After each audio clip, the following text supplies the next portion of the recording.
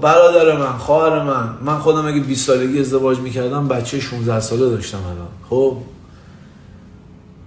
اگر بچت از کودکی دوست دختر گرفته از 16 17 سالگی، بذار اون آدمو بیاره تو خونه، بذار بیاره اون دختر شما ببینین، شما بالغین، شما عاقلین، آقا 4 تا درست به بچت میگین، آقا چه میدونم بذار اگر دختر پسر میخوام برم مهمونی از خونه تو برم که بدونی سفارش بکنی، دختر من فدای تو بشم، مواظب باش نخورین، کمتر بخورین، رانندگی مواظب باشین. اینجوری چند تا خانوار طفلت دست دادن سر همین عرق خوری و رانندگی و هزار تا داستان و فلان و اینا دیگه. خب با یکی باشی، دختر درست باشه، زندگیتون نورانی میکنه.